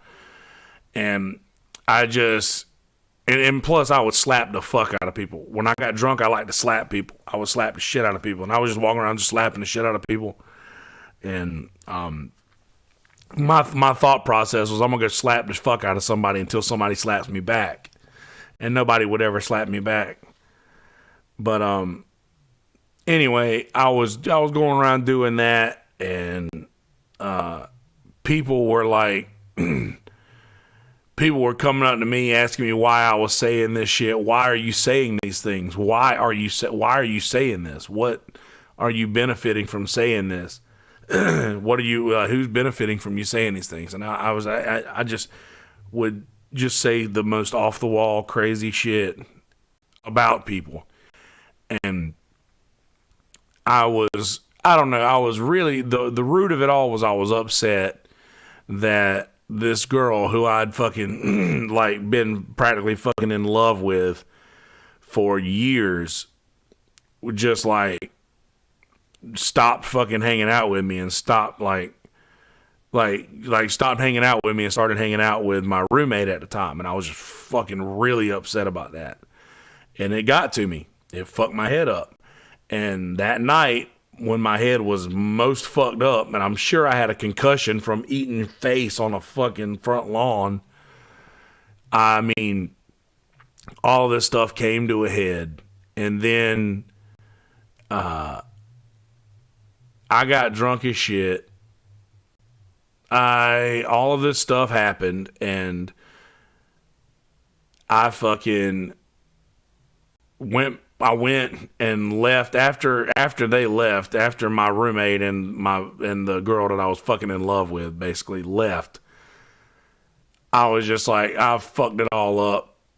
It's all fucking shit. I was like, I don't want to do this anymore. I want to fucking die. I'm just ready to be done with this. I don't want to be alive anymore. I'm sick of this. I don't want to do it. I don't want to play anymore. And after I did that, I came to my senses, and my logical brain told me that I needed to do something to make up to everybody what I did. And so what I did was I went to Kroger, and I got some mini Monsters Inc. cupcakes. How I remember they were Monsters Inc. is because of the color of icing that was on everything that I owned the next day. So I got a bunch of little mini cupcakes from Monsters Inc. And I brought them back to everybody who was still at the bar, and they were like, hey man, you can't come in here. I was like, I'm just saying I'm sorry. I brought some cupcakes to say that I'm sorry. And then the next day I went and I walked through there and I just saw that there was just fucking cupcake icing all over. Yeah, blue and purple. There was cupcake icing all over the fucking steps of the bar. So apparently apparently they said, I don't know, about what I can think that they said was that they didn't want any fucking cupcakes. And I was just like, all right, well, fuck it. And I threw them all down right there. So yeah, peace offering cupcakes. I felt bad. I mean, even in my most primal of mentality, I wanted to make it right. That I wanted to show them that I was sorry with some offering of something. So they may have threw them at me. I don't know. They may have. But anyway, I met up with a friend of mine outside. He was like, dude, and he's usually the guy. He's actually been on my podcast before, Bradley Parker. Bradley fucking Parker came up, and I slapped him in the mouth so many fucking times that night. I probably slapped him a dozen times that night. And I like to slap him more than anybody else because he always got on my fucking nerves. But Bradley Parker picked me up from the Crooked Floor Tavern and took me home. And the next day he brought me home, and I remember I was standing up at my bar hitting GBs, and Bradley was like just venting to me about stuff that was going on in his life at the time, and me just being like, man, I don't. And he literally just stayed with me until he knew that I wasn't going to do anything to myself, like I wasn't going to hurt myself. And Bradley's a fucking good dude. I gave him a lot of shit, but he's a good guy. But yeah, he stayed with me until he knew I wasn't going to hurt myself, and then he left, and I passed the fuck out. The next morning when I woke up and puked blood, like I've done hundreds of times before. By the way, I was throwing up blood 2 years before this point. At this point, I was, 28 years old? So, after I woke up and I threw up blood, I was like, I'm definitely not drinking today. And then everything started to come back to me, and I was like, oh no. Oh, fuck. What did I do? And like I went out and I had said a bunch of shit, like put a bunch of people's business out in the streets, and I had literally just like private shit that nobody should know. And like I was always been the kind of person that people confided in, and like I just put a lot of people's personal shit out in the streets, and it was like a bad dream. It really was, Liz. I was just realizing all the stuff that I had done. And then it was Monday night. It was a trivia night. And it was leap day. That was the day. It was February 29th, 2016. And I went to trivia that night. And people kept buying shots and handing them to me. And I was like, no, I don't want it. I don't want to do it now. And they were like, yeah, well, fucking, hey, you probably shouldn't. I'm surprised you're out here, but I was wearing a hat. I took my hat off, dude. I had black eyes because I kept punching myself in the face. This side of my fucking head was just fucking black and blue. This eye was black because I kept fucking just punching myself in the face that night. That's another thing they told me that I did. when I started asking what everybody else remembered, here's what they told me. I told you the whole other story from my perspective. Here's what they told me. They said, man, you were fucked up. You came into Dead Dog. By the time you walked into Dead Dog, hang on. We lost something here. Let me see where I'm at. My fucking head was just fucking black and blue. This eye was black as I kept fucking just punching my... Yeah, I lost audio for a second. Sorry about that.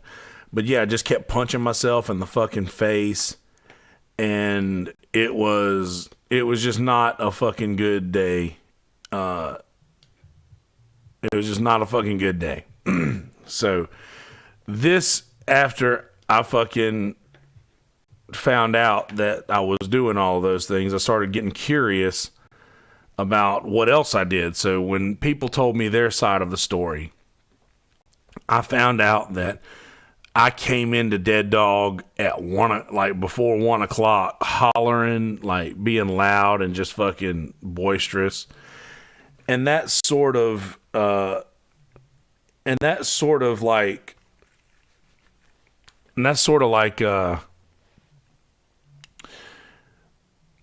don't know. That's sort of what I do. I'm loud sometimes. I'm boisterous. And especially when I was drunk, I was more so that. But they said I came into Dead Dog fucking just being loud and like drawing attention to myself and stuff. And then I went up and I started drinking at the bar. And I just kept fucking drinking all day. I played the gig and I was like talking and hollering at people from the microphone that was out on the Marshwalk and shit. And me and dude from the bar fucking started drinking together and started going shot for shot, trying to see who could drink the most. I don't even remember that. Then they kicked us out of Dead Dog, and I remember they said they kicked us out of Dead Dog, but I remembered them saying, hey, let's go to Creek Rats or let's go to Bubba's or something like that. So what it was these people coaxed us out of Dead Dog because he worked there and so did I played there.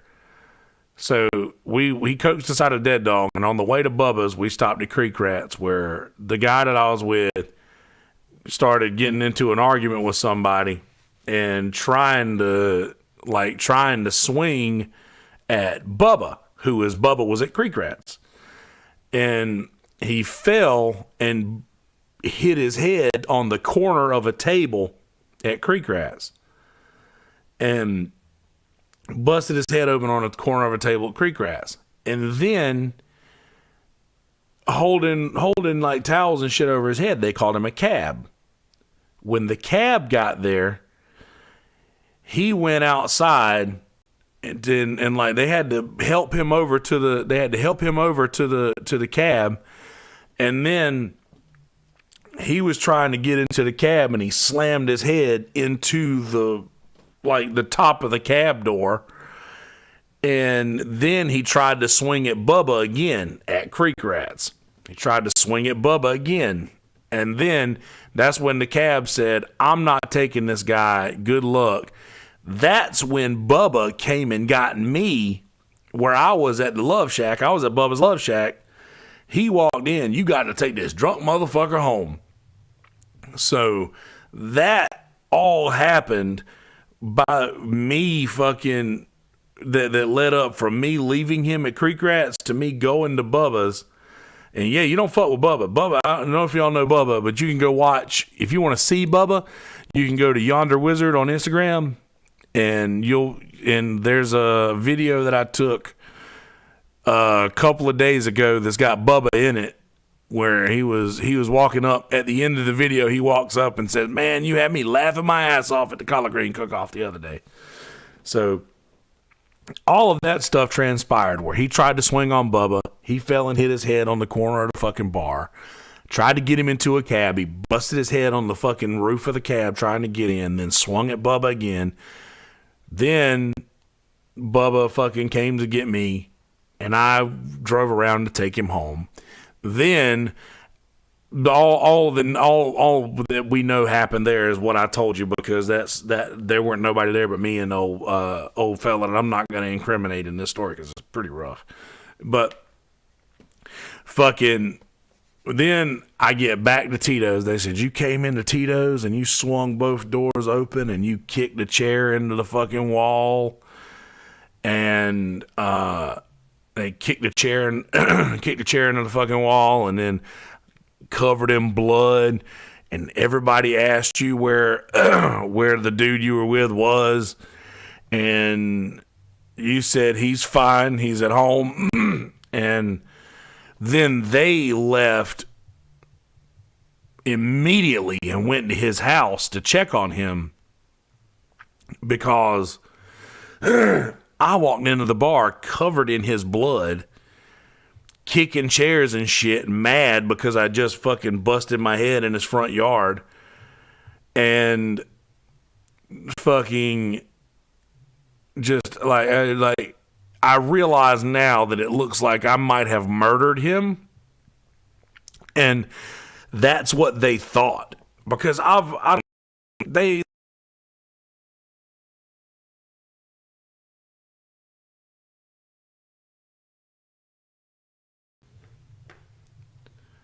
okay, now we're good. They thought that I had it's garage band crashing again. Hang on. Let me see where I left off here in this story. And that's what they thought, because I don't know, they didn't know what to fucking think, and I don't blame them. I don't know what to tell them. I wouldn't know what to think either. But anyway, fucking, they go and check on him and make sure he's okay, and it's fucking, yeah, sorry, I don't know what was going on. But they went and found out that he was okay, and by the time they got back, I had already done ripped through the whole fucking bar, throwing pool balls at the wall, kicking chairs down.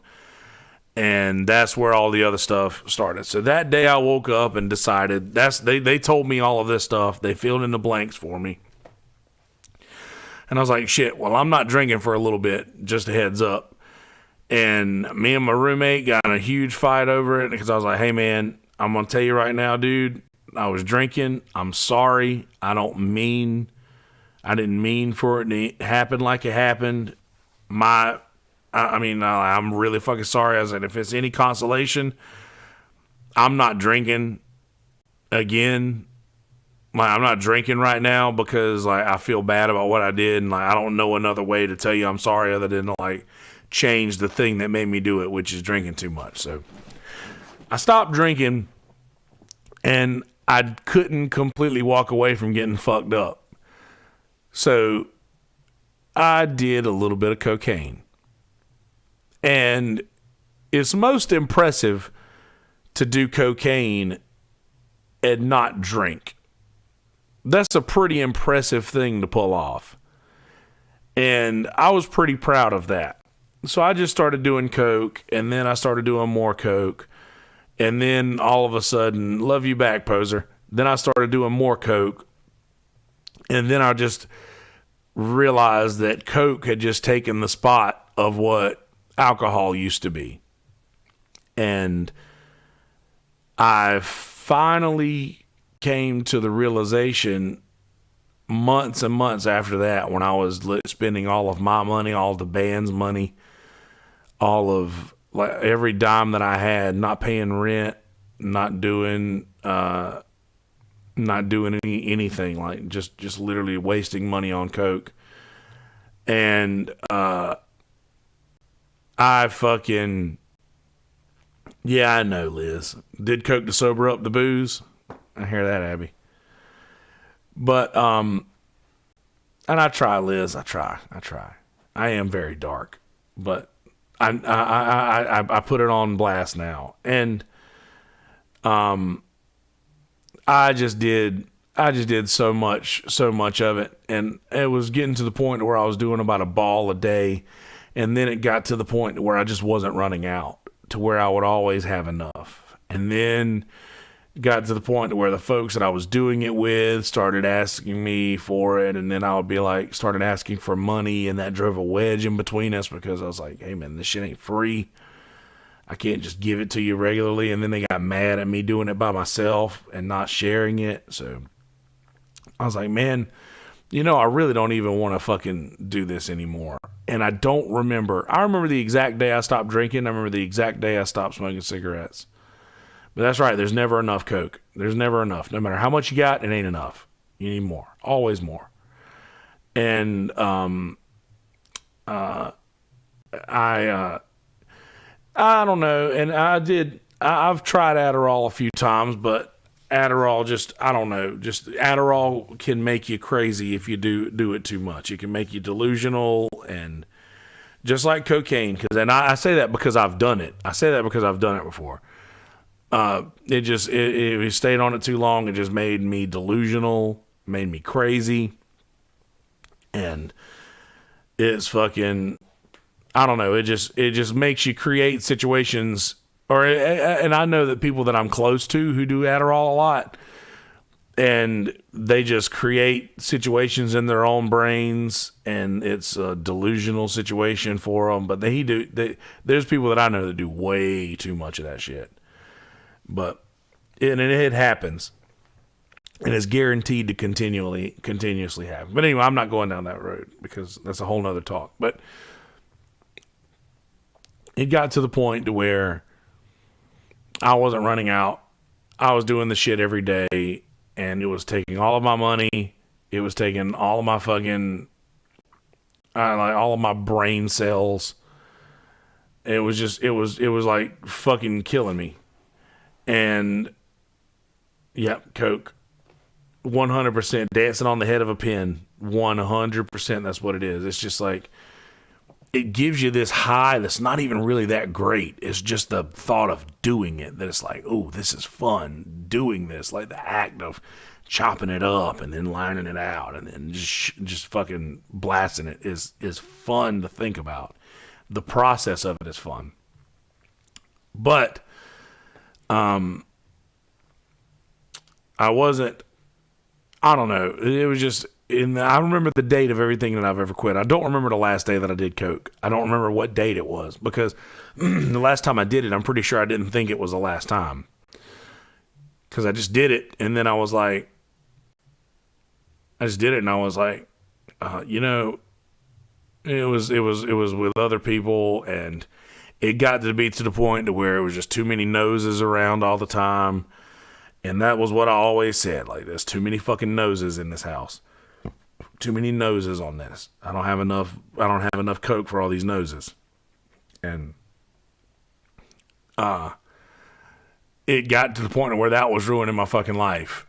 So one day I just kind of looked at it for what it was and saw it for what it was. And then I couldn't unsee it after that. And I was just like, oh, so you're just this thing that shows up and just creates destruction, and just wrecks house for a little while, and then fucks people over for life. And I saw myself going down that path, and I was like, I don't really need to do this anymore. So I just started smoking a fuck more weed. And after that, I couldn't even drink coffee anymore, because anything I did that would get my heart rate up, I would feel like I was going to have a heart attack. And when you do Coke, there's only one way you fall asleep, and that's praying to God that you don't die of a heart attack and your parents don't find you with Coke in your system. I have a bit now that I do that, like, now when I lay down at night, if my heart rate gets up, I can fall right to sleep, because at least I know my dad won't find me with drugs in my system. But all in all, that story of me starting with alcohol, leading all the way up to the very last day that I drank, which was 4 years ago yesterday, is what has led me here to this podcast. And for those of you who do not know, I did have a very somewhat successful podcast called the MI Stuff Podcast. that I did almost 200 episodes of, and I documented a lot of these stories. But since a lot of you folks are new listeners, I wanted to give an updated version of that situation, and that's pretty much what I wanted to accomplish here. So if you guys want to listen to any of those old stories, I'm happy I'm alive too, Liz, and being an adult does suck. But if you guys want to listen to any of those old stories, they're all on, you can download them on Kelsey Hudgins podcast, the Kelsey Hudgins Show podcast, which is available on Spotify, Apple Podcasts, Google, anywhere podcasts are available. You can go download those old MI Stuff podcast episodes and listen to the old shit if you want. Yeah, 100% Stosh. See, I'm talking about Coke, and all I'm doing is like the whole time because my fucking nose is running. I woke up this morning and I felt like, all right, so you can pull it back just enough. You can pull it back just enough and then like spit it out. I was trying to do that, but it got stuck in between here and here, and I couldn't. So now it's just in limbo in there, and I hope it doesn't make me sick forever. Thank you, Soupy, and I really do appreciate that, Liz. That's awful. Addiction is real. It is suicidal to do drugs until you're not there anymore. It's just not fucking cool. That's fine, Stosh. Your L doesn't need to work. But it's just funny. It's funny how these situations work out. Like, I didn't plan on not drinking for 4 years. I just planned on not drinking that day. And I don't know. It was just I knew I wanted to quit smoking cigarettes. I knew I wanted to quit drinking, but I didn't realize that it was going to be that day. And then I picked up another habit that I didn't even know I could pick up. And then I ended up quitting that before I even knew I'd quit it. And now all I got is that sweet Mary Jane to keep me sane.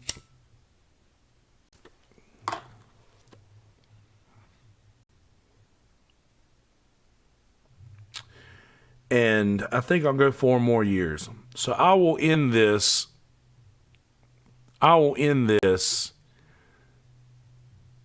the only way I know how. And that is by saying that your brain possesses the power to control every aspect of your body and your being. You absolutely have the power to, if you have a problem with something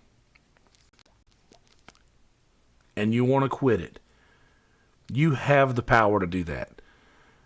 If you struggle with something, or if you have anything in your life that you feel your life might be better without, you are in absolute control of everything that you do.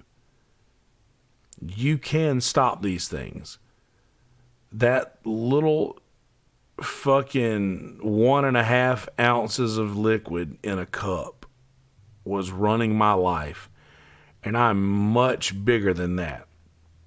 No matter what it is, you are stronger than those things. Those cigarettes that I used to smoke, all of those things, like, I am stronger than that. And so are you. The reason I say this is because I'm a normal fucking person. I may act sometimes like I'm not, or I may act sometimes like I'm so much different than everybody else, but at the core, I'm just a regular fucking guy. If I can stop these things that controlled my life, so can you. That's all I'll say. So, Liz, you still smoking makes you look cool? Smoke them if you got them. If you are out there and you do struggle with something, you do have a problem, and you need somebody to talk to, come talk to me. Go join the Discord channel that's linked up on my Kelsey Hudgins on Twitter. Go join that Discord. Come talk to me. Like, I will be more than happy to talk to you if you have a problem with something and you want to get rid of it. I'm here to help. I'm literally here to help. If you have a problem and you need somebody to talk to about it, I'll be more than happy to be that person. All right. So I guess we can start. I guess we can start scooting towards the end of it. Why not? Let's do that.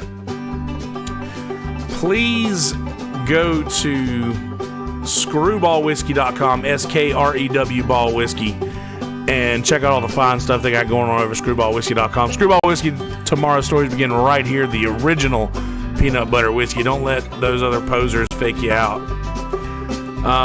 Please go follow me at Yonder Wizard, WIZZERD on Instagram for all of the shit going on and the art that I'm sharing for all the podcasts that I listen to and stuff. Please go check out at Kelsey Hudgins on Twitter. If you guys want to follow the podcast at the Kelsey H Show and at the Kelsey Hudgins Show on Instagram, and at the Kelsey H Show on Twitter. You guys want to follow that. Also, if you want to help out at all, if you want to support the podcast financially, Venmo at Kelsey-Hudgins-1. If you want to ask me some questions or give some feedback on some things that you want me to talk about in the show, then please go to the Discord, and you can find the Discord link at Kelsey Hudgins on Twitter. Join the Kelsey Hudgins Show Discord channel. Love all you guys back. I see you in the comments. I will be more than happy to answer your questions, to chat with you, to talk to you about anything. If you have any questions about anything that I've said, please don't hesitate to ask me any of these things. I'm happy to tell you guys anything that I may have missed out. If I'm happy to fill you in on that. So come chat with me in the Discord. What else do I got? Please, if you guys want to help support the numbers on the podcast end, please go subscribe to the Kelsey Hudgins Show on Apple Podcasts, Google Play, Spotify, anywhere podcasts are available. And thanks to the fine folks of Podbean, thanks to the fine folks over at Voices of Misery podcast for putting me on the Podbean. And as always, I want to give a huge shout out to my brother Jamie Deluxe, who is my big brother Jamie, my big streaming brother Jamie Deluxe. And I've stolen so many small tricks and tips from Jamie over the years and over the time that I've been streaming.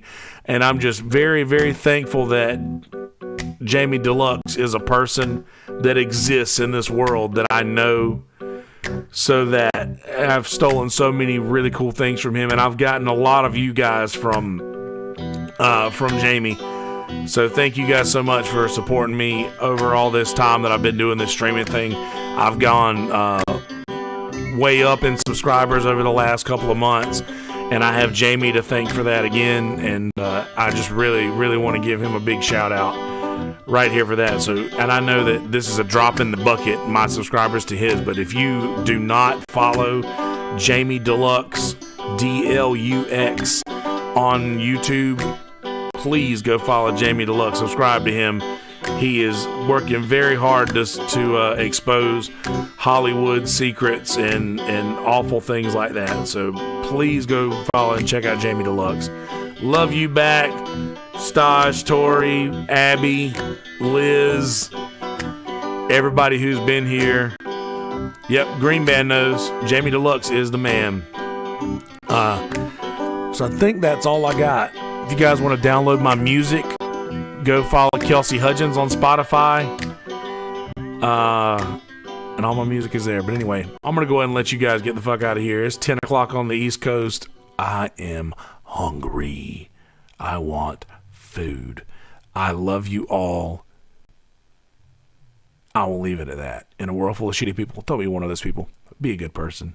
Peace, bitches. I see you, poser. I see you, poser.